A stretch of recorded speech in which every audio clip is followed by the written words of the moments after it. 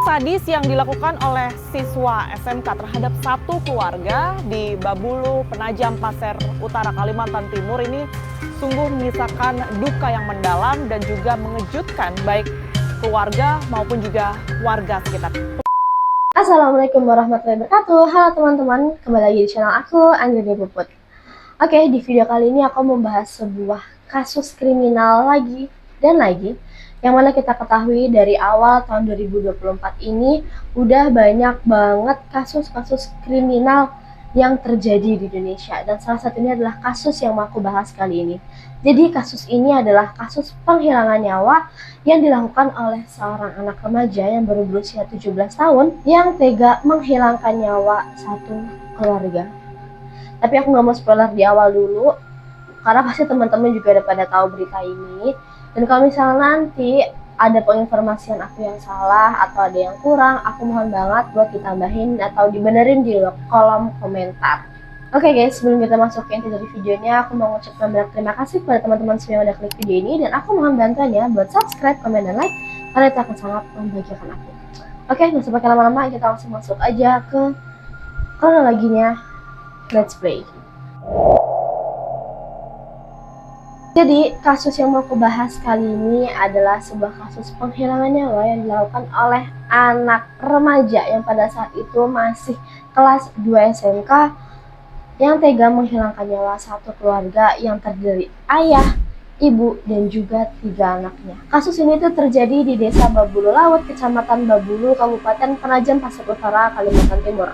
Dan kasus ini terjadi pada hari Selasa tanggal 6 Februari tahun 2024. Pelaku ini bernama Junaidi yang pada saat itu baru berusia 17 tahun, yang beberapa hari lagi Junaidi ini menginjak usia 18 tahun.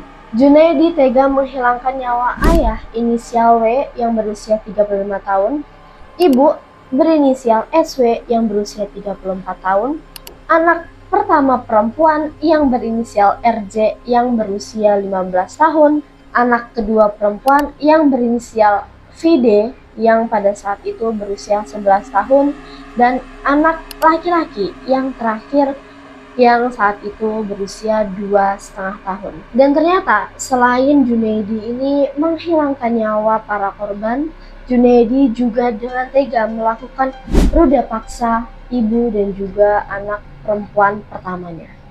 Jadi kronologinya ini bermula pada saat itu Junaidi itu habis pesta mabok-mabokan dan pulang itu pukul setengah 12 malam diantar oleh temannya.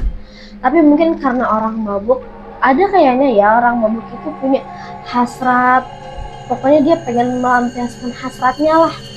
Dan dia itu kepikiran ada tetangganya yang punya anak perempuan, jadi dia kayak pengen melampiaskan hasratnya gitulah ke si anak itu. Dan kabarnya juga sih, katanya si anak perempuan ini sama Junaidi itu udah pernah punya hubungan, jadi kayak pernah pacaran gitu guys, tapi saat itu tuh udah putus.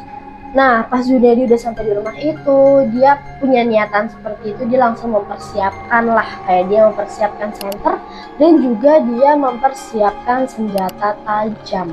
Setelah mempersiapkan barang-barang ini, Junaidi langsung berjalan ke rumah korban, yang mana rumah itu hanya berjarak satu rumah aja. Jadi ini rumah Junaidi, terus rumah tetangganya, terus rumahnya si korban. Jadi kayak cuman berjarak dengan rumah satu aja gitu guys. Nah, sebelum Junaidi ini masuk ke dalam rumah, Junaidi itu sempat melihat kondisi dalam rumah itu dari lubang pintu di pintu samping rumah gitu guys. Jadi itu kayak ngintip, oh ternyata baru ada satu motor nih, belum ada motor bapaknya. Setelah tahu kondisi itu, Junaidi langsung mematikan aliran listrik rumah itu dan langsung masuk aja gitu guys. Dan ternyata pintu rumahnya itu nggak dikunci guys, jadi Junaidi itu bisa melenggang masuk gitu aja. Terus akhirnya Junaidi itu masuk dan menunggu, nggak lama kemudian si ayah itu datang. Karena pada saat itu Junaidi juga mungkin panik atau karena kondisi mabuk juga atau gimana lah, aku kurang paham ya. Junaidi mungkin kayak, wah si bapak datang nih, jadinya dia kayak panik gitu loh guys. Pada saat ayah masuk, aku harus gimana ya. Dan karena Junaidi ini juga berbekal 2 benda tadi, yaitu senter dan juga sajam, ya pada saat ayah ini masuk, ayah ini langsung ditebas oleh Junaidi.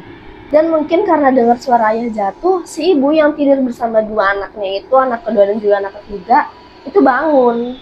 Ibunya tuh bangun keluar dan melihat ternyata ayahnya udah tergeletak gitu. Terus nggak lama dari situ, si ibu juga dihilangkan nyawanya oleh Junaidi dengan cara yang sama. Nah, karena anak ketiganya ini masih kecil dan melihat kejadian itu, ya nangis lah guys. Nangis jerit ngelihat ayah sama ibunya dihilangkan nyawanya, dan anak ketiga ini juga ikut-ikutan dihilangkan nyawanya. Lalu anak kedua menyusul, dan yang terakhir anak pertama yang pada saat itu posisinya tidurnya berpisah. Jadi posisinya si ibu itu tidur bersama dua anaknya, yaitu anak kedua dan juga anak ketiga, dan si RJ anak pertamanya itu tidur di kamar terpisah. Nah, makanya si RJ ini dihilangkan nyawanya terakhir. Dan setelah menghilangkan nyawa RJ, Junaidi ini sempat kembali ke depan untuk kayak cross check lagi, ini si ayah udah bener-bener mati apa belum ya. Terus dia lihat dan dia tebasnya lagi buat kayak memastikan gitu loh, biar ini ayah nih beneran mati gitu. Terus dia ke kamar si RJ lagi dan melakukan ruda paksa. Setelah melakukan ruda paksa ke RJ, Junaidi juga melakukan ruda paksa ke ibu. Tega banget. Ya Allah, astagfirullahaladzim. Dan setelah Junaidi ini melakukan tindakan bejatnya itu, Junaidi mengambil barang-barang berharga yang ada di dalam rumah itu seperti 3 unit handphone dan juga uang senilai Rp353.000, yang pada saat itu 2 HP itu berhasil dirusaknya dan dibuang ke kali, dan 1 HP-nya lagi tuh belum sempat dibuang guys. Katanya HP-HP itu dibuang karena untuk menghilangkan barang bukti gitu guys. Setelah Junaidi ini menghilangkan barang bukti, Junaidi langsung pulang ke rumahnya untuk membersihkan tubuhnya dan juga membersihkan bajunya. Mungkin udah kayak karena bercak-bercak darah gitu loh guys. Jadi dia langsung dibersihin, dicuci, dikeringin, dan langsung mencuci senjata tajamnya. Dan senjata yang ia gunakan adalah parang guys. Setelah membersihkan dirinya dan juga barang-barangnya yang kemungkinan akan menjadi barang bukti, Junaidi ini menghampiri kakaknya untuk melaporkan, bilang kalau kak, di rumah sebelah habis ada perampokan. Pada saat itu kakaknya Junaidi langsung ke TKP dan melihat kondisinya tuh udah benar-benar chaos guys. Si ayah udah berada di pintu depan rumah dengan kondisi yang sangat mengenaskan. Di dalam rumah juga udah banyak jasad yang tergeletak gitu guys. Saat itu juga sang kakak bersama Junaidi melaporkan kepada Pak RT dan Pak RT langsung melaporkan kepada kepolisian. Di posisi itu, karena pada saat itu si Junaidi yang melapor, Junaidi posisinya masih sebagai saksi. Nah, setelah diusut, AKBP Suprianto, Kapolres dari Penajam Pasar Utara itu bertanya-tanyalah sama Junaidi selaku saksi. Katanya alibinya Junaidi nih, Junaidi itu melihat ada sekitar 3-10 orang yang masuk ke rumah tersebut dan menghilangkan nyawa para korban dengan menggunakan senjata tajam. Namun menurut AKBP Suprianto, pernyataan yang dilontarkan oleh Junaidi itu nggak ada kesesuaiannya sama dengan barang bukti yang telah polisi temukan gitu loh guys. Jadi AKBP Suprianto juga menaruh curiga kepada Junaidi pada saat itu. Dan setelah itu Junaidi diinterogasi, akhirnya ia mengaku, dan pada saat mengaku menurut penuturan AKBP Suprianto tidak ada raut wajah menyesal yang keluar dari ekspresi Junaidi. Dan ternyata motif dari kasus ini adalah dendam guys, yang mana katanya si Junaidi ini tuh punya hubungan sama anak pertama si RJ, tapi orang tua RJ ini tuh nggak merestui ya karena mereka putus. Dan nggak lama setelah itu RJ ini punya pasangan lagi, punya pacar lagi gitu guys.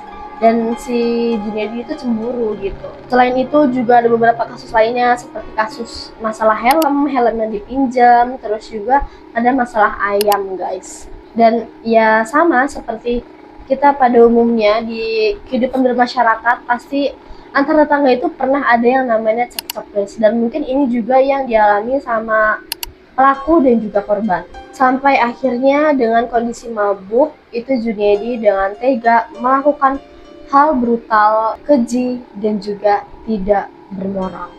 Saat ini rumah pelaku itu udah dirobohkan pada tanggal 10 Februari tahun 2024 dan rumah sang ibu juga ikut dirobohkan karena katanya masyarakat dan juga keluarga itu kayak masih menaruh sebel gitu kali ya sama pelaku, kok bisa sih ada orang tega menghilangkan nyawa satu keluarga.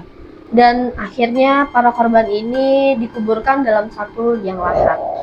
Dan kondisinya kayak aku pernah nonton di berita-berita, katanya si Junaidi ini tuh sempat diberikan ciuman oleh para narapidana yang ada di dalam penjara.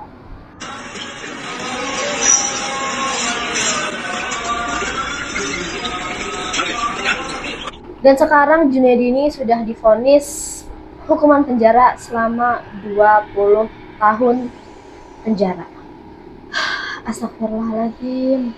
Pokoknya nggak ada yang sebanding ya guys sama apapun dibandingkan dengan satu nyawa. Satu nyawa aja enggak ya, ini 5 nyawa loh, ya Allah. Tega banget sih kamu Junaidi. Dan sebelum vonis ini tuh jatuh, kayak banyak banget pendapat-pendapat para ahli yang kayak menjelaskan kalau anak umur 17 tahun tuh udah nggak bisa dianggap anak-anak lagi, nggak seperti anak-anak yang di usia 8 tahun, 9 tahun, 10 tahun yang mungkin pikirannya itu masih bersih gitu guys. Nah kalau anak 17 tahun apalagi dia juga udah ikut party mabok-mabokan kan ya, pasti dia udah tahu nih mana yang baik, mana yang buruk, mana yang benar, mana yang salah kan ya. Jadi kayak nggak bisa disamain gitu loh guys. Ya kan, menurut kalian gimana sih mengenai kasus ini? Dan aku mau titip pesan ini juga buat diri aku sendiri dan juga buat teman-teman yang nonton video ini. Aku mau titip pesan buat kita, jangan lupa selalu berdoa dimanapun kita berada, jangan lupa jaga diri dan juga jaga perkataan guys. Karena kita nggak tahu perkataan kita yang mana yang bisa menyakiti orang lain.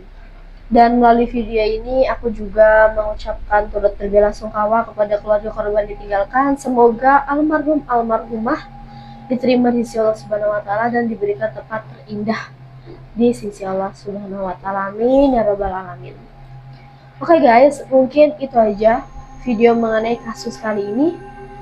Terima kasih buat teman-teman yang udah nonton video ini. Mohon ditulis kalau misalnya aku ada kesalahan atau kekurangan, bisa langsung aja ditulis di kolom komentar ya guys. Terima kasih. Wassalamualaikum warahmatullahi wabarakatuh. Bye.